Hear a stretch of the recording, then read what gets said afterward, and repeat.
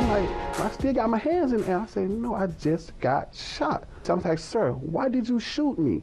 And his words to me, he said, I don't know. Justice could soon come for Charles Kinsey, the behavioral therapist shot last summer by a North Miami police officer. That officer is now charged with attempted manslaughter in the 3rd degree and culpable negligence. A charge stemmed from an incident where Officer Jonathan Ayala shot Kinsey in the leg even after he laid down on the pavement with his hands in the air. Kinsey was caring for an autistic man who had escaped a local center at the time. Folks, meanwhile, in Sacramento, California, a criminal investigation has been launched after an officer was caught on camera Monday slamming and then beating a pedestrian he stopped for jaywalking. Nandy Kane was initially booked for resisting arrest. He was later released, and the charges have been dropped. The officer involved in the incident is on paid administrative leave. And finally, an incident Wednesday in Gwinnett County, Georgia, is sparking outrage as the video shows an officer using excessive force on a handcuffed man. Demetrius Hollins was pulled over for a traffic stop. Cell phone video shows Officer Robert McDonald kicking Hollins in the face while he was handcuffed. The police chief fired that officer on Thursday. Okay, well, we're supposed to have some sound there, folks, and we'll try to have that for you a little bit later. Hours after the first officer was fired, a second video emerged showing Sergeant Michael Bongiovanni, a 19-year veteran, punching Hollins in the face. He, too, was fired. There's an open criminal investigation into their action. Let's talk about this with our panel today. Barbara Arnwine, founding president, Transformative Justice Coalition, and Bishop Harry Jackson, senior pastor, Hope Christian Church. Jameer Burley, human rights activist. Bishop Jackson, I want to start with you. You were one of the pastors who stood up calling for the confirmation of Attorney General Jeff Sessions. He has already said that he wants to pull back these consent decrees that are actually checking these police officers. He's complained that these consent decrees actually are hurting officer morale. Well, that sounds to me like Jeff Sessions wants to protect cops, not protect citizens. And this is the perfect example of why you have to have those consent decrees in order for residents to feel safe. Well, I think you make a great point. This is an outrage for anybody who's African American. Certainly, no one wants to tolerate or continue to see these things go forth. So the question I would have for Mr. Sessions is, what are you going to do? It's okay if you say X, Y, Z is not the way, but very technically, we have some local problems, very obviously, and folks are not bringing convictions at a local level. Would you agree? You're an expert. The reality then is that we've got to do something. And we're at a place where we can't just sit back and act like there's no problem or these are the normal percentages. That simply doesn't work. Okay, so here's my question then. Yeah. Okay, so for you and other pastors, Ralph Chittum's also was there, yeah, who went to the Capitol calling for them to confirm Jeff Sessions.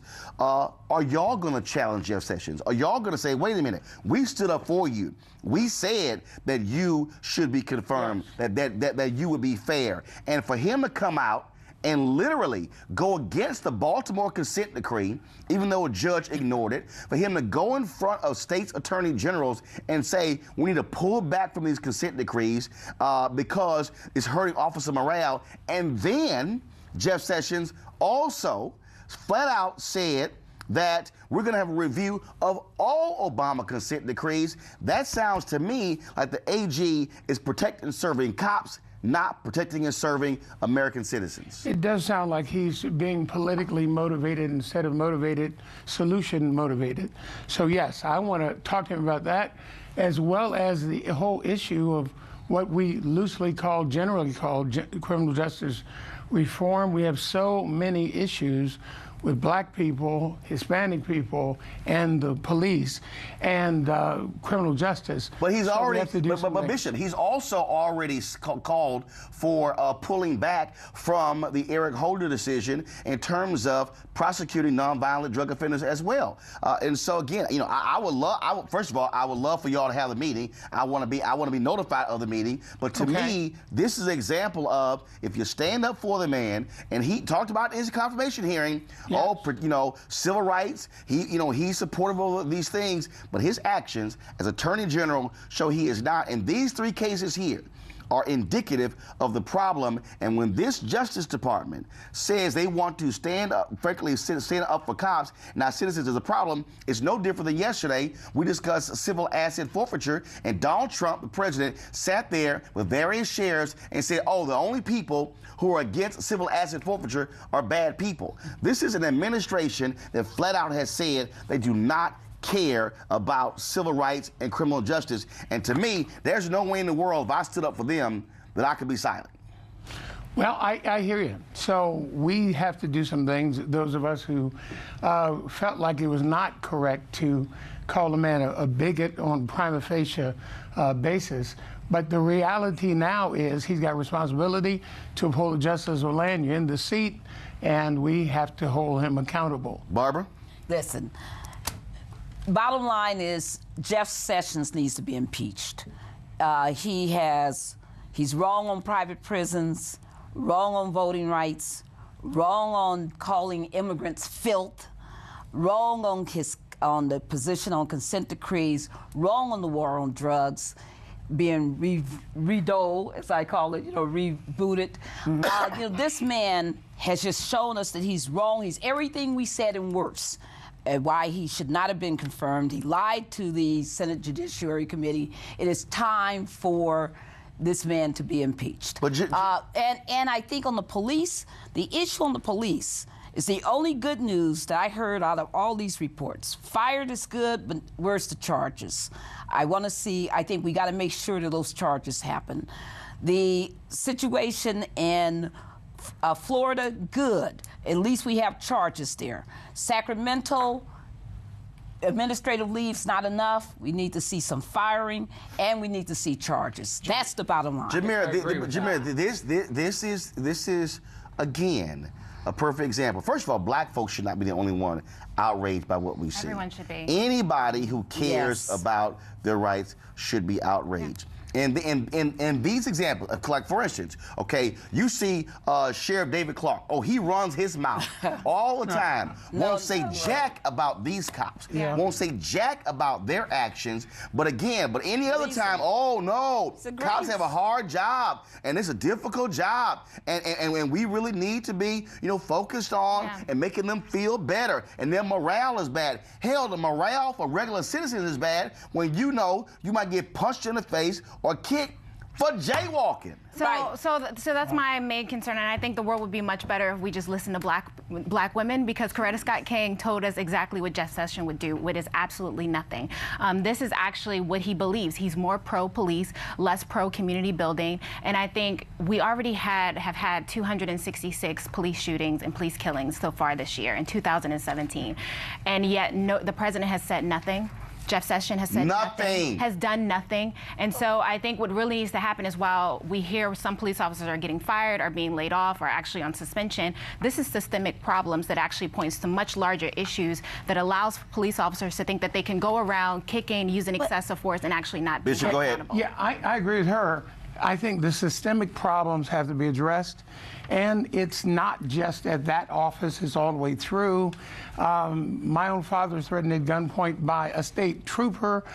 It's amazing, years ago. So I think it's amazing that these problems have lasted this long through various administrations, including Obama. But when you have Vice President Mike Pence during the campaign literally say, well, we really shouldn't be focused on, the implicit bias. I mean, we're just spending too much time on these things like implicit bias. Which is called white privilege. I mean, that's literally what he said. This is an administration that has made perfectly clear they are going to side with law enforcement in every case. They do not care about civil rights. But it's worse than that, because it's not that they're not, quote, doing nothing.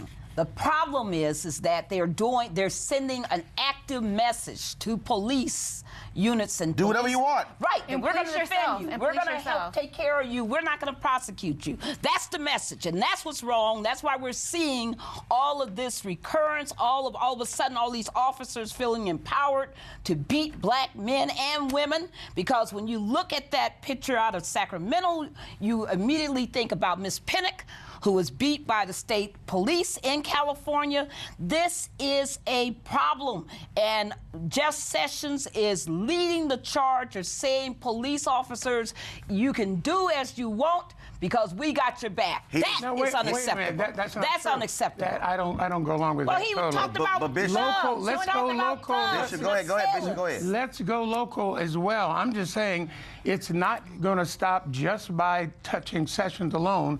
What about the people? Wait. Let me finish. Go ahead. What about the people in Ferguson? What about our wonderful buddies right now here in Baltimore? What about the local people? Okay. What about? Wait convictions. Second. But here's the piece. Yeah. First of all, we see cops in Baltimore are targeting Marilyn Mosby. They're suing her because she had the audacity to charge them. We are seeing the governor of Florida, Rick Scott, go after Amaris Ayala because she says she's not going to see them prosecute any death penalty cases. What we're seeing is every time a DA chooses to go after cops, the cops turn around and go after them. We saw the Fraternal Order of Police meet with Donald Trump, and Donald Trump kissed their butt, and they kissed the ring, and they're going to sit here. No, hold up. Fraternal Order of Police, the sheriffs, not one time in any of those meetings, if the administration to say, hey, you know what? We appreciate law enforcement, but guys, let's be clear. When some of your folks do wrong, you're going to be held accountable. They never said that, Bishop. They never uttered that. And the problem is this here. When the Attorney General literally says, we're going to pull back, this is a quote, we're going to pull back on these consent decrees because it's hurting police morale. He never read a consent decree in Baltimore. The mayor of Baltimore said we're going to move forward. A federal judge literally said, no, we're moving forward with this consent decree. This is the problem, that when from the top, when you send a message down, you can forget any federal oversight, do as you wish, then it's a problem. Right. I agree it's a problem. I'm simply saying we got problems on both sides. You can't just say that we have a problem and the people who supported them getting into office and being confirmed are not holding them accountable. That's right. That's my problem. Like, we cannot say that we care about Black lives, but then the Black people who supported Jeff Sessions is not even going to hold his feet to the fire. Real quick, here goes the phone in Atlanta. Sir Major Page, President, Black Lives Matter, Greater Atlanta. Sir Major, you have the officer, two officers fired there in Gwinnett County. That's one thing. I appreciate the chief doing that, but those cops should also be charged.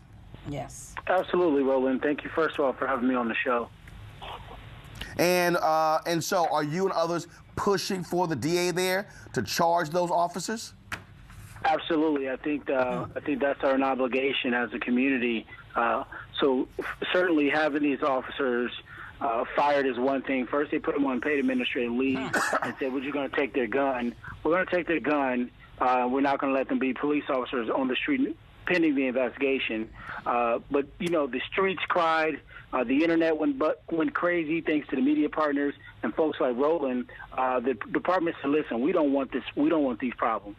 We're going to go ahead and fire these cops. Okay, and you guys should be happy. So now we're saying now we want criminal charges filed, right? Because this was a brutal assault, and had the victim, his name is Demetrius Hollins, had he responded back to defending himself to get the officer off him, we'll be looking at assault charges on the officer. No. Had he responded, he'd be dead. Thank you. Yeah, exactly. Right, he'd be dead. Absolutely. Well, Major, first of all, certainly keep us abreast of what happens with this case. Again, those two cops have been fired, but we certainly want to see if the DA is going to step up and charge these officers with assault. We know because of history that, first of all, Georgia is one of the worst states when it comes to prosecuting cops because, they had to change the law there where cops were allowed to literally sit in the grand jury proceedings in Georgia, even as witnesses testified. Absolutely, Roland. I'm glad you brought that up because I had the pleasure last year with fighting for that bill as HB 941. And so Georgia was one of the only states that still allow police officers to sit through the whole grand jury process and also give cross-examination, Roland, and not be subject. They would give testimony and not be subject to cross-examination. And so we said not in Georgia, right? We wanted special prosecutors during that process as well. And we wanted full transcripts. I know when you look back at the Trayvon Martin case, that was a secret process. and we didn't know what the DA was giving, what special instructions the DA was giving to the grand jury. And so now in the state of Georgia, everything must be transparent. Right. And so we are going to be getting transcripts from now on. All right. Sir Major Page, we appreciate it, man. Thanks a lot. Peaceful protest turned deadly. 37-year-old black man was shot and killed by Baton Rouge police. His hands are in the air, and you still get shot by the cops. Oh, my God, please don't tell me he's dead. We're not going to let hate define us. Race is a big part of this. If truly all lives matter, then all lives need to matter equally. What we require is action. What we require is accountability. We understand that black lives do matter, and we will keep focused on this issue. NewsOne Now, every weekday morning at 7 on TV1.